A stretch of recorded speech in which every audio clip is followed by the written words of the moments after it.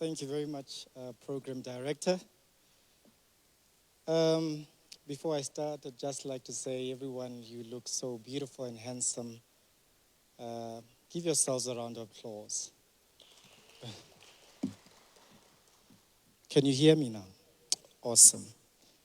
Alrighty, so in our commission, we went there with a theme, which was No Child Left Behind. But as we began with our discussions, another theme came, and the theme that we came with was back to basics. So we believe that there has been policies which are developed, there have been research recommendations, but we want now to focus on the basics, to see if we can focus on the basics. Would there be any improvement with literacy in our schools and in the children? So we said parents need to play an active role in teaching and learning of their children. We cannot continue leaving education and teaching in the hands of teachers. We need parents to take and play an active role. How do they play an active role? They start by speaking their language to their kids, as to improve the vocabulary of the children as they are young. Play with your kids using storytelling, using movements, using colors to teach young people. We also said that we need to invest in early childhood development. When we invest in early childhood development, we understand that through the ages of 0 to 5, while the kids are still in the care of the primary caregiver, by the time they go to school, they would have been experienced or exposed to learning from their parents.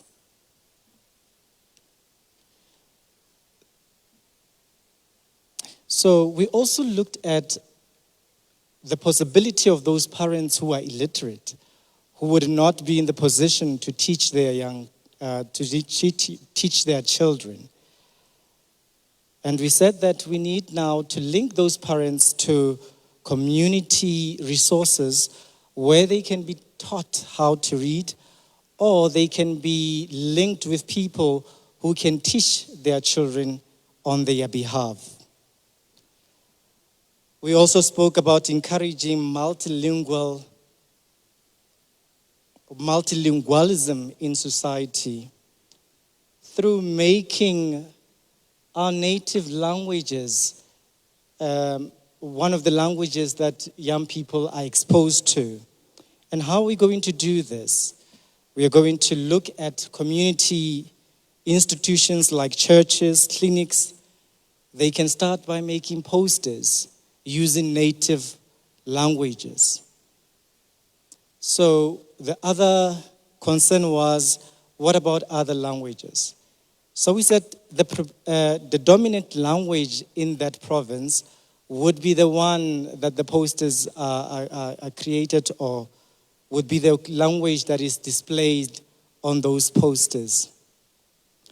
This also will facilitate a process called cultural learning. Cultural learning is that when you are exposed to a different language, you sort of now become inquisitive, or you want to really learn more about that group of people who speak that particular language. We also today learned that the Sesotho language would be celebrating 200 years as a native language on the 21st of February. So such dates or days should be commemorated. We should celebrate those days to show that we really take our languages seriously. When it comes to technology, we spoke to the idea of building digital libraries. So I want to believe that Vodacom is already in the right track, but we want it to be a physical building where young people can go there, being offered incentives, then also try to motivate others to go into that space. We also talked about using social media platforms such as TikTok, because we are aware that young people really love their social media. So we can use these social platforms to expose these young people to our native languages, to also educate them mathematics, anything on those platforms. One of the things that we also focused on is the career literacy. We noticed that most young people are not exposed to different careers. So iDestiny as an organization has taken it upon itself to run career camps where young people will be exposed to different careers at those camps. Now the question is, what are those things that we can practically implement?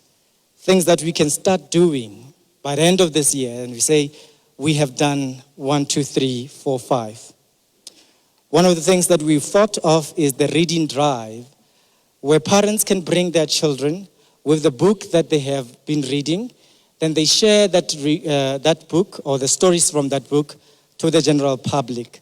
This can be done monthly or 6 months, where we have those kind of reading drives.